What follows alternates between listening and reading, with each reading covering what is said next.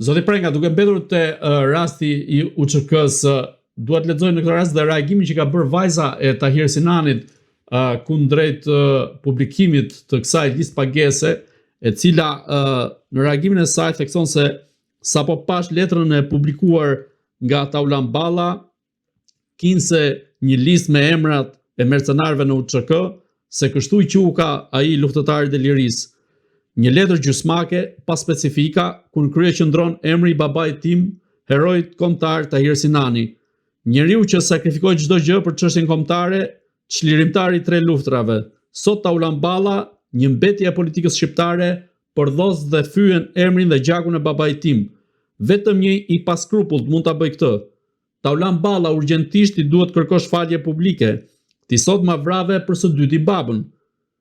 Gjaku I tij do t'ju thyj qafën ty dhe gjithë atyre që prekin te plaga që hala dhëmb.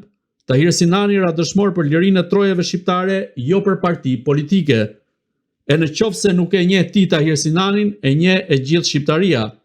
Ai shkoi me lavdi, po ti ç'a do lësh mbrapa? Turp për ty. Organizata e veteranëve të luftës së ushtrisë çlirimtare të Kosovës, detyra juaj është të mbroni të drejtat e veteranëve, të familjeve, dëshmorëve dhe vlerave të luftës dhe jo të merreni me politik në mpetkun e UÇK-s nëpërmjet kësaj organizate.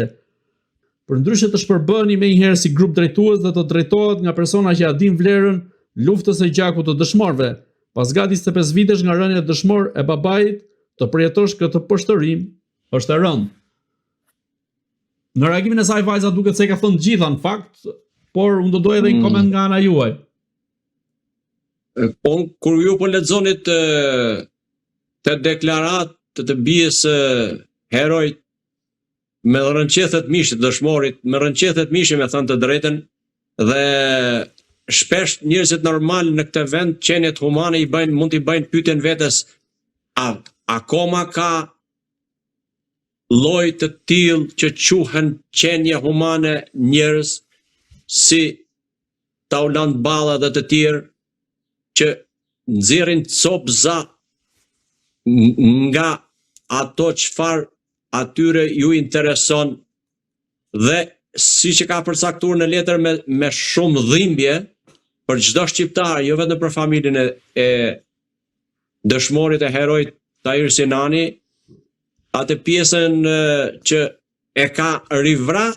edhe një herë për së dyti, por jo më atash nga Serbia, por është vra nga vëllezët e vet. Pra nga vllai I një gjaku është vra përsëri ky dëshmor, ky hero që historia do di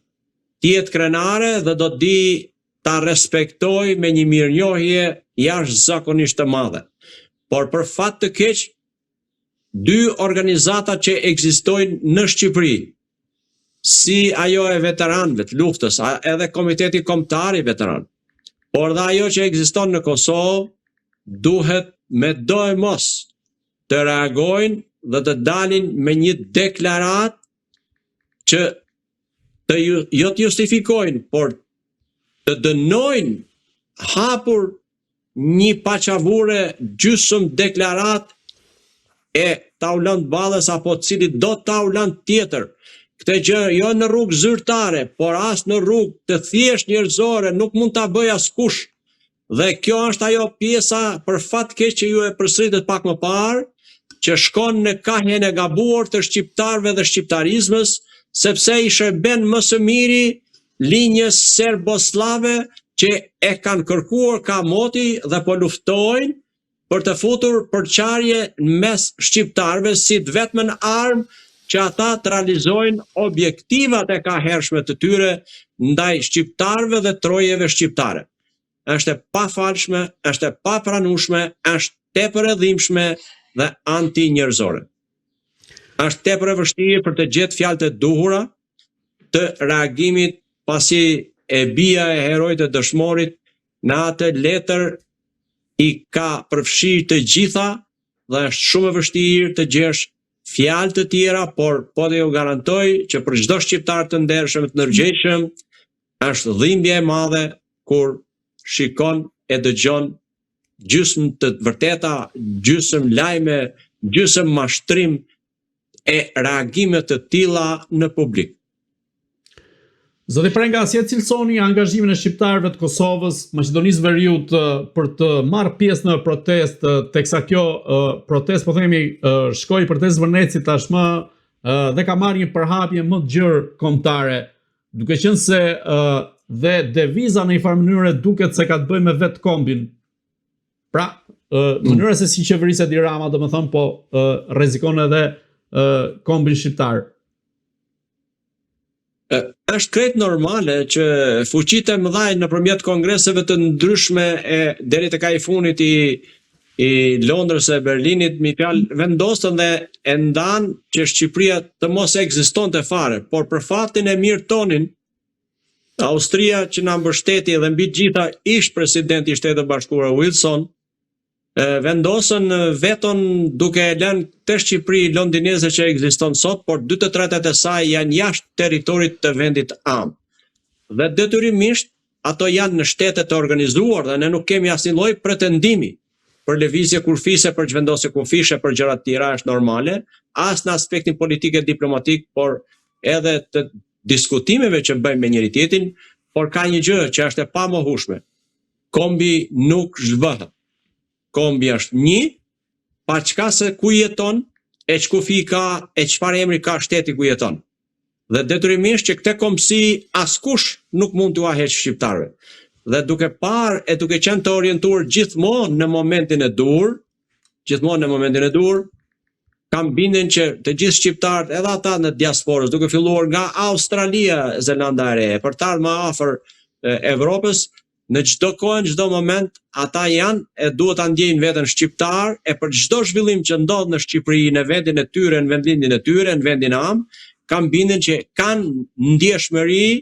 dhe mënyra e reagimit të tyre duhet të jenë të ndryshme, por kjo nuk duhet marrë si një përpjekje për të hequr të drejtën atyre për të ardhur për të marrë pjesë në një protestë. Atë protestë mund të marrin pjesë edhe turistë të vendeve të ndryshme, ka dëshirën, ka vullnetin, i bashkohet protestës dhe çfarë mund t'i themi ne? Mund t'i themi që është bashkuar në protestë për të rrëzuar qeverinë shqiptare në mënyrë që është zgjedhur në mënyrë legjitime? Jo, nuk mund ta themi. Për sa kohë ajo protestë është dhe deri tani të paktën është shfaqur në mënyrën më të qytetëruar të mundshme dhe mënyrën më demokratike të mundshme, në ata që kanë mbajtur fjalimet, edhe ata që kanë paraqitur deklarata, edhe gjithë ajo pjesë masive që ka lëvizur nëpër rrugët e Tiranës, ku e përcaktojnë pasi mbarojnë fjalimet në shëtitorën dëshmorë të kombit, asgjë nuk ka ndodhur, askush nuk është sulmuar, askush nuk është intimiduar, megjithse ka patur her pas here edhe tentativa për të futur në mesin e tyre edhe përçarje, edhe provokime, por për fatin e mirë tonin dhe të tyre, kushdo që ka marrë pjesë, ata janë kujdesur, e kanë menaxhuar me shumë delikatesë për të mos rënë pre provokimeve, atë gjë të cilën masë do ta dëshironte edhe vetë qeverisja e këtij vendi. Sepse është normale që ndryshimi i zhargonit të fjalorit që përdor Edi Rama tregon se ai është shumë i shqetësuar për këtë protestë. Sepse në të kundërt nuk do të ndryshonte qëndrimi i tij tallës nënvletësues ndaj shqiptarëve. Por tashmë ai ka kaluar, siç u përcjell edhe pak më lart, që nuk i mjafton më në shqip duke intimiduar e etiketuar e sharr shqiptarët. Por tashmë ka kaluar edhe në gjuhën e huaj, në gjuhët huaj, dhe i duket si një arritje e madhe për fatin e tij të parë të keq, por për fatin e keq dhe tonin, sepse ai deri në momentin që do të ike nga karriga e zyra e kryeministit, është kryeministi i këtij vendi dhe ne nuk mund të krenohemi me të gjitha ato reagime e veprime që kryen Edi Rama. Se i kryeministri i këtij vendi, pasi unë dhe çdo qytetar shqiptar në fund fare nëpërmjet atij i prezantohemi për sa kohë është në datë detyrë. Zoti Prenga, kjo protestë, por edhe përplasjet me qeverinë dhe konkretisht me kryeministin Edi Rama, duket se po sjell edhe një përplasje të eksponentëve të politikës shqiptare në rajonin e Ballkanit, konkretisht në Kosovë dhe në Maqedoninë e Veriut, teksa Ali Ahmeti doli dje ose më saktë në një konferencë për shtyp ditën e djeshme, deklaroi se i dhimbsej turizmi shqiptar dhe në një farë mënyre i bëri një shërbim Edi Ramës për ta mbrojtur në këtë rast. Ju si e shikoni këtë lëvizje të eksponentëve politik shqiptar? Ashtu siç protesta nuk mund deri tani nuk ka kaluar dhe nuk mund të kaloj pa lënë gjurmë e ndikime në gjithë shqiptarinë, edhe qëndrimet, cilat do qofshin këto të politikanëve, atyre pro që e mbështesin dhe atyre kundra që nuk e mbështesin, por e sulmojnë në çdo mënyrë, kam bine që edhe tek shqiptarët që jetojnë jashtë trojeve të vendit tyre, por në shtete të tjera, kam bine që edhe ata të nisur jo nga vizioni largpamësia e zhvillimeve demokratike, por të nisur fatkeqësisht nga interesat e momentit, nga interesat e çastit dhe pozicioni i tyre për të mundur përfituar pa drejtësisht dhe në kurriz të tjerëve, kam bindjen që ua ka errësuar arsyen dhe janë dhënë e deklarojnë thjesht dhe vetëm atë që padronit të tyre nëpërmjet instiktit do t'i shkonte për shtat. Pra nuk ata vet jam i bindur po ti pyesish, jam i bindur që nuk janë me pak eksperiencë siç është zoti Ahmeti apo të tjerë kanë eksperiencë në fushën politike, të zhvillimeve të ngjarjeve dhe të drejtimit të shtetit, kam bindjen që po ti pyesish për deklaratat që bëjnë, pas ca kohësh edhe ata vet nuk do të arrijnë të t'japin shpjegime, sepse nuk kanë asnjë lloj argumenti arsye njerëzore për t'i mbështetur këto lloj deklaratash. Do t'ishte më mirë për mua, cili do qoftë ai, që të qëndroj më shumë në heshte nëse nuk ka mundësi për ta mbështetur protestën dhe atë pjesën e zhvillimeve demokratike në një vend, siç është vendi jonë, Shqipëria apo kudo tjetër, në më të paktën heshtja do t'ishte ka pak i floriri për ata dhe për të gjithë të tjerët. Do ju duket sikur i mbështesin për momentin, por kam bindje efekti i asaj deklarate do të shkojë në të kundërt të saj dhe nuk do të jetë në nderin as të atij që e bën deklaratën, por nuk do shkojë as në favorin dhe nderin e atij për të cilin përpiqet ta ndihmojë në këto momente të vështira. Zoti Prenga, si e shikoni fatin e Edi Ramës, cili do të jetë fati i tij nëse jep dorëheqjen dhe largohet nga drejtimi i qeverisë? A do të ketë një moment që mund të përballet me drejtësinë? Unë mendoj që pjesa më e madhe e qeveritarëve shqiptarë dhe të zgjedhurve shqiptarë që kanë patur firmë, vul, fonde, si të brendshme ashtu edhe të ardhura, kam bindjen që do vijë momenti nëse drejtësia për të cilin është luftuar shumë do të funksionojë, ata do detyrimisht atje do përfundojnë. Nuk ka asnjë lloj rrugë zgjidhje tjetër apo rrugë dalje tjetër për ata të cilët kanë kryer veprime të pambështetura në ligje, kanë vënë pasuri të pa justifikuara me të ardhurat që kanë, pa çka se i kanë përdorur e vazhdojnë t'i përdorin në për kompani offshore, në për banka që nuk deklarojnë ato çfarë ke rezervuar atje, por do vi momenti që nuk mund t'i shpëtojnë këtij lloj gjykimi. Nëse nuk bëhet kjo,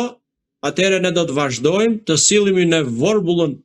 famkeqe të korrupsionit, të intimidimit, të sharjeve, por jo të zhvillimit atë çfarë ka nevojë Shqipëria dhe shqiptarët. Pra si me zhvillimin e Shqipërisë dhe shqiptarëve brenda territorit jam i bindur që është një dorë ngrohtë dhe arritje shprese për të gjithë diasporën dhe shqiptarët e tjerë që jetojnë në shtete të tjera, por që